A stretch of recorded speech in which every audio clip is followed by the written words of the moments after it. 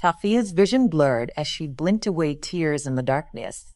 The rough ground pressed against her back, and she could smell the stale air of an uncompleted building. Her ankles burned from a rope biting into her skin.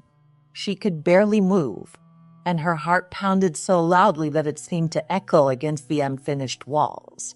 Through a gap in the structure, she saw the moonlight stretch across the dirt floor. She lay there, terrified, unable to understand why anyone would do this to her. She thought of her family and her dearest friend, the Lama. Then she wondered if she would ever see them again.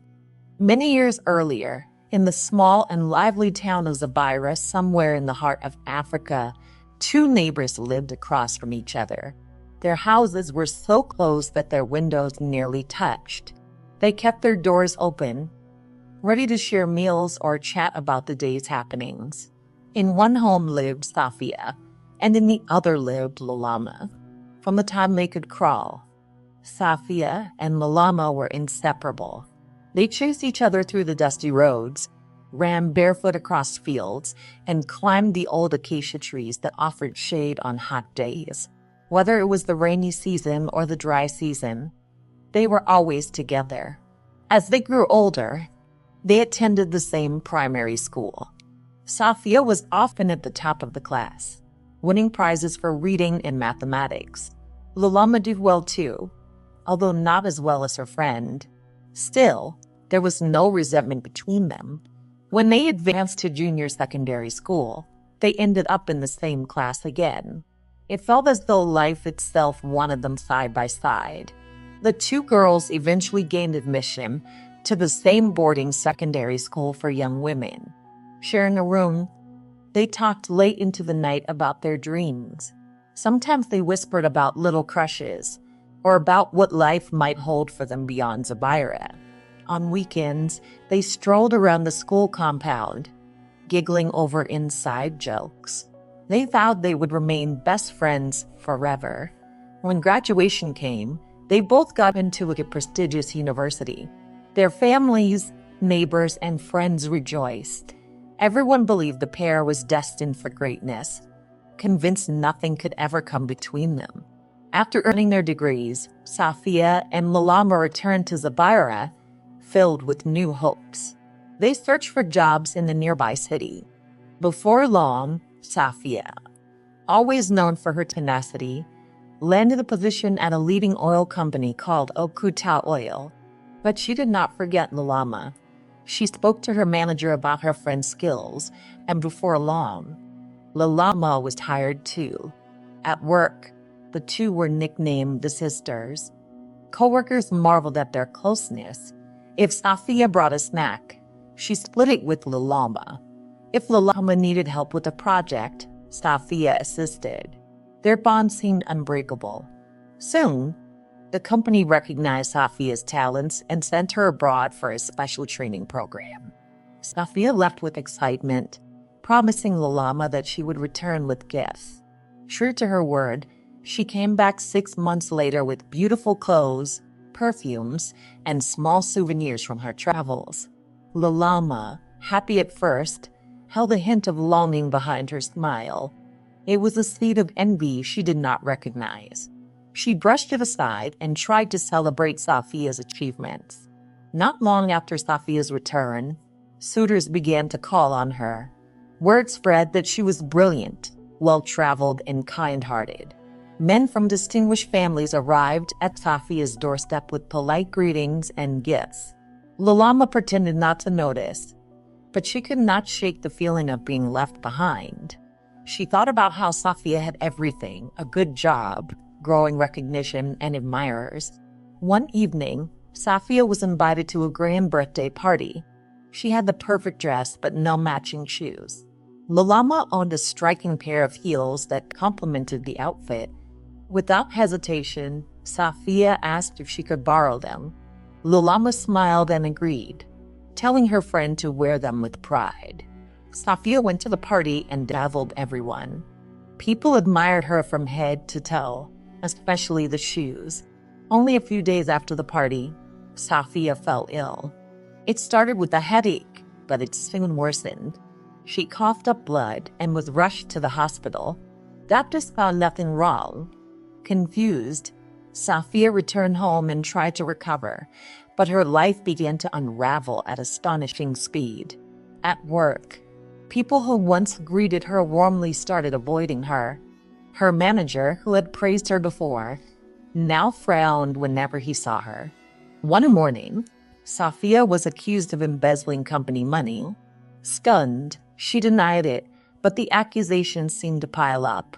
Even the two men who had shown real interest in her suddenly stopped answering her calls.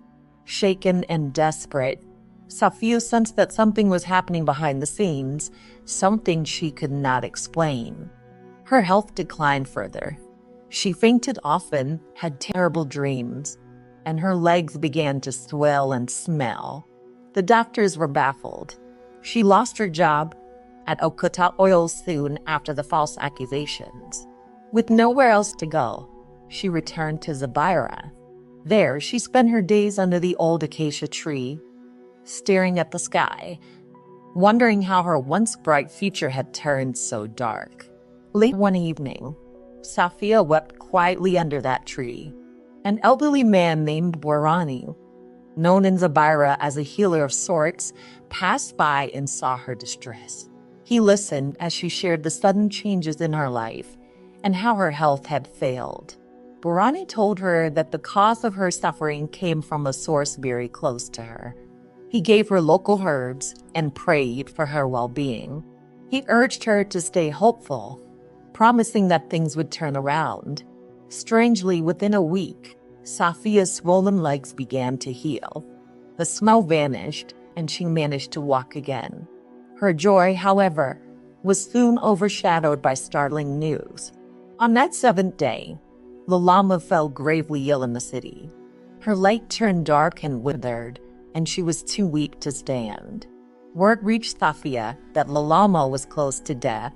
Safia, despite her own heartbreak, decided to visit. She arrived in the Lama's room with fear pounding in her chest. The Lama, pale and trembling, confessed that she was responsible for Safia's torment. She had felt jealous and had secretly sought out the spiritualist to harm Safia. She had expected Safia to suffer, but she never imagined it would go so far. Safia was stunned. The friend she had trusted above all others was behind her misery. Overcome by betrayal, Safia left without a word. She found shelter in a former colleague's home but struggled with sleepless nights. She questioned whether to help Lama or let her suffer. After several days, Safia could not ignore the bond they once had. She returned and took Lama to see Borani, the elderly man who had healed her. Borani treated Lama with the same herbs. He warned her never to harm another person, lest the consequences be far worse. Slowly, the Lama's health improved, but she lost the use of her left foot. Part of it had to be removed to save her life. Now, the Lama moved with a crutch, haunted by the depth of the damage she had caused. Safia tried to comfort her, bringing food and water and keeping her company. Yet in Lama's heart, the embers of jealousy still flickered. Time passed, and Safia began to rebuild her life. She secured a better job at a respected multinational company in the city. Her new boss, Ter, was known for his generosity and quick laughter. He admired Safia for her work ethic and calm spirit. He often invited her to professional events, introduced her to influential people, and spoke highly of her talents. Rumors spread in Zabirus that Ter might be thinking of marriage. Friends and neighbors whispered about how happy they were for Safia, who had once seemed so lost. Meanwhile, Lama heard these rumors too. Frustration gnawed at her. She had already faced the consequences of her envy, but the bitterness refused to leave her. One evening, Safia received a note from a neighborhood boy. It suggested that Ter needed to speak with her privately by the old acacia tree at sunset. It sounded urgent, so she went without question. She stood beneath the tree, the last rays of light coloring the horizon. The moments ticked by. Ter did not appear. Suddenly, two masked men emerged from behind the tree. They seized Safia, covering her mouth before she could cry out. They bound her hands and feet, hauled her into a car, and sped off. That was how she ended up in the uncompleted building, scared and confused. As midnight approached, one of the masked men removed Safia's blindfold. He froze, staring at her face. Then he yelled to the other man that he recognized her. He recounted a day when he was destitute, hungry, and on the brink of despair.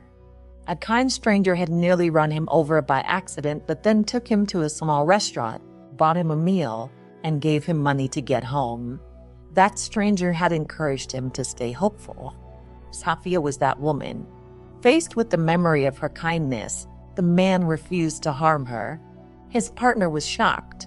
He asked what they should do. Both men decided to free Safia. They led her to the nearest road and gave her money for transport. Before leaving, they revealed that Lama had hired them. They had been instructed to finish the job that night. Safia stood on the roadside in disbelief, tears streaming down her face. She thanked them and took down their phone number, promising not to involve the authorities as long as they never returned to such a life. Safia made her way back to Zabirus with her heart pounding.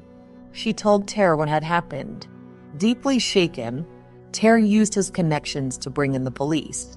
Together, they confronted Lama. Lama was arrested for attempted murder. The men who had kidnapped Safia were not charged thanks to Safia's intervention. Instead, Ter helped them find legitimate work so they would not fall back into crime. Grateful for another chance, they turned their lives around. Lama faced trial, and her sentence was 10 years.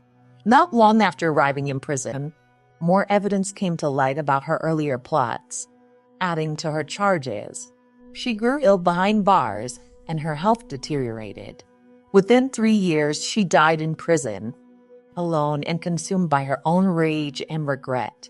In the months that followed, Safia worked hard and rose quickly at her new company. Ter, impressed by her resilience and character, asked her to share his life. Their wedding was a joyous event that brought together family and friends from Zabirus and beyond. People cheered the couple, marveling at how Safia had emerged from hardship with compassion still shining in her eyes. Though she had been deeply hurt, Safia chose to remember the good parts of her past.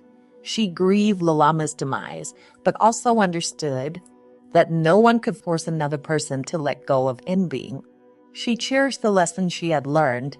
Caution was wise, but kindness was still worth practicing. Safia and Ter settled into a peaceful life. They started initiatives to help the less privileged in Zabirus, offering jobs and training to those who struggled.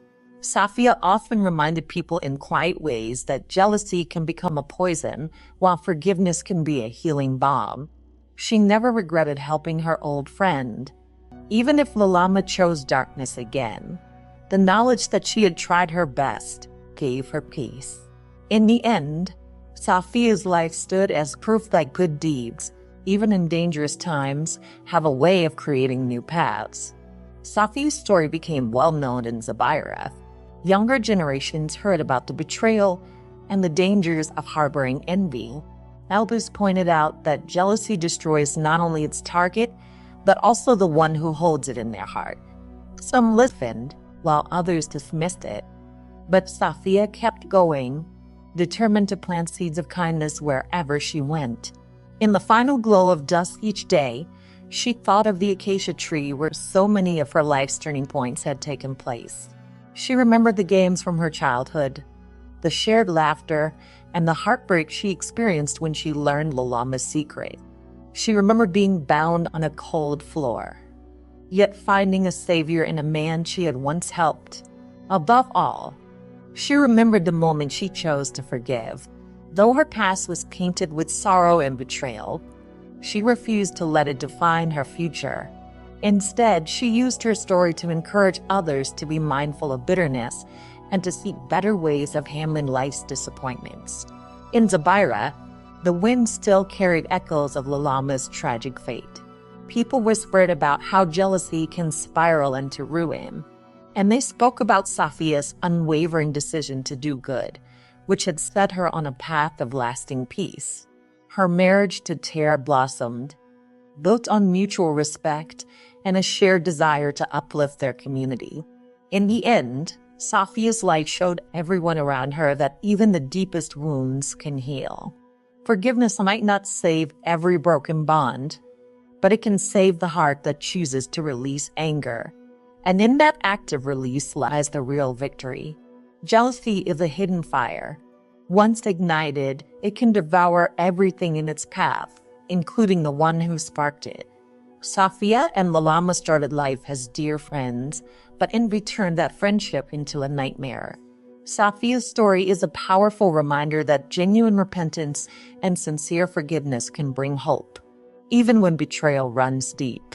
Above all, simple acts of kindness can change destinies, sometimes in the most unexpected ways.